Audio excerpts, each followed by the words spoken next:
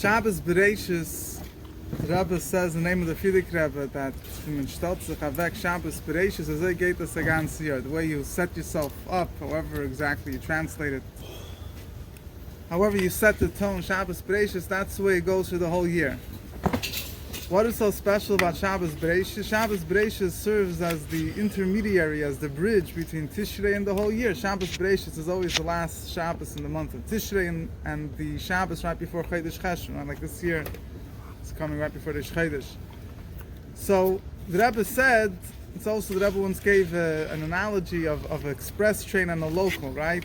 People, you want to go by subways, you have a choice. You could either take the express or you could take the local. So the express train doesn't give people much of a chance. Either you caught it on the right stop or you didn't. But the local, gives much more room. If you didn't catch it here, you could catch it the next stop, the next stop. So the Rebbe went through a whole analogy how you have the beginning of the train is Chodesh Elul and Rosh Hashanah and Yom Kippur and Sukkot, and the final stop, when you could so to say still catch on to the bandwagon, is Shabbos Bereishis. So what is special about Shabbos Bereishis? Well, first of all, just sharing a thought, there's I heard this from Rabbi Yossi Gordon from Melbourne. He used to repeat this in the name of his father, Rabbi Shalom Gordon, Rabbi Shalom. In the early years that the Fidik Rebbe was in America in the 1940s, during the Second World War, so the Fidik Rebbe Farbrengt many times, many of the Sichos are printed in the Sefer Sichos, but I think this word, I don't think it's found there. But Rabbi Shalom Gordon was sitting at the Farbrengt, and the Fidik Rebbe said once that, or whatever, he has it over word, that the Fidik Rebbe said that at that time there were two armies, there was a lot of wars being fought. And there was one army that had a very good name, that they trained well, and that they, in the barracks, in the training, they were known to be, the top. But when it actually came to fight, actually came one-on-one, hand-to-hand combat, wherever it was, they lost. And there was another army that wasn't known to be extra extraordinary, but when it came to the bottom line, when push came to shove, as they say, they managed to hold the front. And I think he said that his father explained, the Fidik Rebbe didn't say exactly what he was talking about, but that they say that what Fidik Rebbe was talking about was that there was the French army, was known officially to be a very well-trained army, but they had a certain line of defense they were relying on, and within a few days Germany defeated them. But then you had Finland, the army of Finland, the Finnish army. They weren't known to be anything special, it's a small country, and Russia attacked them, but they stood their ground. They were able to hold off. I mean, eventually they had to give in to some extent, but they were able to hold off the Russians quite successfully up to a certain degree.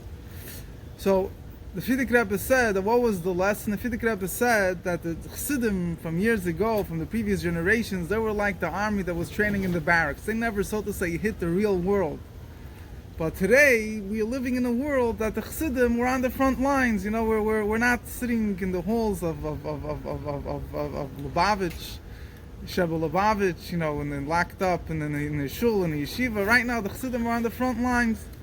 And the Fidik Rebbe finished, and he said, the front haltzach, the Baruch Hashem, maybe we can't compare ourselves to the Chassidim of yesteryear and how well trained we were in the barracks, how much understanding of Chassidus we have, how much our hearts are aflame with love and fear of Hashem. When it comes to Ma'aseh B'Poel, it comes to the bottom line, the action, to keeping up our standards. As the Chassid said, the front is holding, we're holding the front. So this is a very powerful idea which is connected with many things, but I think it's also connected in a certain sense with Shabbos Bereishis in particular. During Rosh Hashanah, Yom Kippur, Chodesh Elul, Rosh Hashanah, Yom Kippur, Sukkot, Shmini Atzeres, Simchas Torah, we're connecting ourselves to the Eibusher in one way or the other. But we're more like army men in the barracks. We're training, we're getting all excited about the Eibusher, but we're doing it in shul, where we're not really out in the world yet. Tishrei doesn't really, so to say, finish until Shabbos Bereishis comes. Shabbos Bereishis comes, and particularly after Shabbos Bereishis, so then we're hitting the real world. That's when we're out in the open, where we have to fight in the streets. We have to, we're going out into the world. We have to try to keep up our connection that we established with Eibusher during Rosh Hashanah, Yom Kippur, and Sukkot, Shmini Atzeres, Simchas Torah, in the real world. So that is why Shabbos Bereishis is so important, because the way you set yourself up, Shabbos Bereishis, now you're hitting the world. Now you're about to go into the world. So the way you set yourself up, Shabbos Bereishis, this is, first impressions count. When you go for a job and you go to teach, everyone tells you that the first impressions are not maybe always, but a lot of the times, make a huge difference. They set the tone. So the way how you approach the world, and you get ready to implement whatever good hachlatas you made during Tishrei, that's how it's going to make the difference. And that's what happens in Shabbos Bereishis. So that's in general the importance of Shabbos Bereishis and the yearly avodah of a Yid, that it brings all the chayas of Tishrei, all the energies of Tishrei into the year. But what is unique about Shabbos Bereishis in particular, that it gives us that capability to be able to bring our connection to the Eibusher out in the physical world. So the Rebbe explains, there's a famous sikh in the beginning of the Likutei Sichos, but the Rebbe says that a person goes out into the world if he remembers that Bereishis bara Elokim Hashemayim v'ha'aretz, that everything in the world is being constantly created by the Eibusher. So then, if he sets himself up with that mentality, so then he's going to be okay, both spiritually. If a person remembers that everything comes from the Eibusher runs the world. So when it comes to spiritual matters, there'll be a struggle that he will have if he should spend his time davening with the minyan, or learning a Shirei Torah, or trying to get another business deal. If he knows the Eibusher runs the world, at the end of the day, his choice will be clear. He'll have more of that. He'll have peace of mind. He won't feel like he's losing anything. He knows that he's cashing it in by doing what the Eibusher wants. That's what's going to give him his parnasa. But the Rebbe adds, and not only spiritually it's good if you have that mentality, but physically as well. It gives you a stress-free life. When you have different problems come up, and a person could get lost with all the different worries. But if a person remembers that at the end of the day, the Eibusher, created heaven and earth, the Eibusher is in charge. The Eibusher took care of him when he was a tiny baby, made sure that he had someone to take care of him before he had enough seichel to know that there's such a thing called worries. So if a person knows that the Eibusher runs the world, it gives him peace of mind. There was someone told me, the son of a very big Rav in Pesach, he once went to the Rebbe and he asked the bracha for his father, that his father shouldn't have daigas harpanas, his father shouldn't have worries, in earning an income, getting money for his family. So the Rebbe said, daigas macht, whatever exactly the words are, but more or less the Rebbe says that daigas worries macht kalya, they ruin things. That if we'll have emunah, simcha, and bitachon, if we'll have faith, bitachon, simcha, so you won't have any daigas, won't have any worries. So worries is not good, right? We all know that. Everyone, we have a lot of stress in life, but if you have the mentality of Bereishis bara Elokim, it helps us overcome our worries. So that's one thing. But more importantly, the Rebbe explains a number of times that the whole world depends on Torah. When we are celebrating Tishrei, we're more or less celebrating our connection with the Eibusher. As a Jew is connected with Eibusher, we're not yet dealing with the world, so to say. Obviously, everything is, whatever our avodah is, our avodah by definition is dealing with the world. But more, the focus of Tishrei is a Jew with the Eibusher. It comes Bereishis, a Yid goes out into the world. How does a Yid now? It's not that a Yid goes out into the world. It's much deeper than that. The Yid takes the world and he recreates it according to Torah. When you say Bereishis bara Elokim Hashemayim v'ha'aretz, it means that the creation of the world comes about through Torah.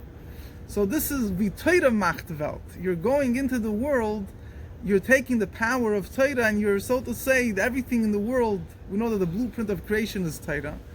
So when you're learning, you come into the world with Tishrei, with the attitude that the world is making over Torah.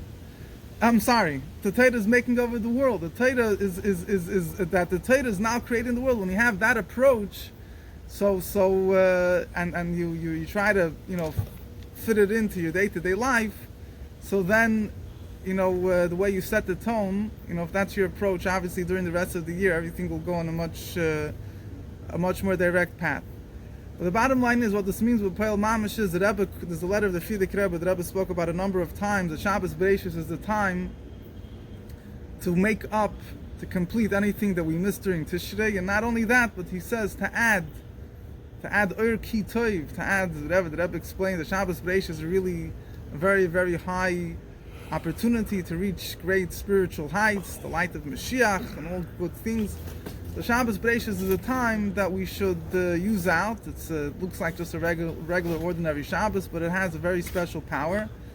And as always, it's important to keep in mind that Tishrei is a time. Tishrei is, you have a log of wood that you turn on fire. It could be a huge fire, makes a lot of noise, it's crackling away.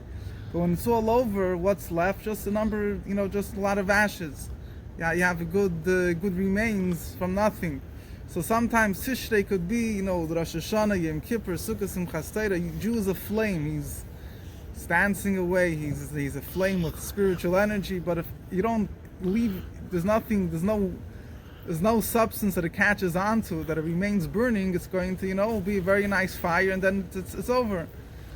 So the important trick after Tishrei is, to try to find ways of keeping that energy, bringing it down into small details that it will, something that is, relatable, bite-sized, something they're able to actually do. So the great energy of Tishrei shouldn't just be beautiful and, get on a high and then it's over, but should be connected with Ma'aseh B'Poel. And this is one of the things, again, that Shabbos Bereishis, during the whole Tishrei is a time to do, but particularly Shabbos Bereishis, we still have the opportunity to chaparain and to do it. So that's more or less one of the things we could go with Shabbos Bereishis. And as we know, that most important thing in life today is probably to have a positive attitude, to be optimistic, to be besimcha. So v'mishtaltzach avek Shabbos Bereishis means you go out to war. If you go out and you're overwhelmed before you even set foot, as the Alter Rebbe writes in Tanya and Perek Chavav, that most likely you'll be overcome, even if you're, like the army men that we mentioned before. You might, in the barracks, you might have very good training, and you might have great strategies of war and be able to have everything figured out, but if you don't know how to fight the war, when it comes to actual warfare and you're out on the battleground, you don't know how to keep your ground and be optimistic and be, do your thing, you could lose. And then you could have a simple guy that he's not a great Rebbe Chacham, he doesn't have all the strategies of war figured out, he doesn't know who's right and who's wrong and what to do and not to do, but he holds his ground, he's sure of himself, he's sure of his mission, and he's sure of victory, so he holds his ground. So when it comes to Shabbos Bereishis, it's very important to infuse ourselves with simcha, with being reassured that we have the koiches that Eibush is giving us to be able to accomplish our mission properly with the simcha and shemerit, that we should have the Shemayim Chadash and Varetz Chadash, we should have the new heaven, the new earth, the coming of Mashiach, when the world will be renewed in its most glorious way. It should happen, take it from Yad Mamish.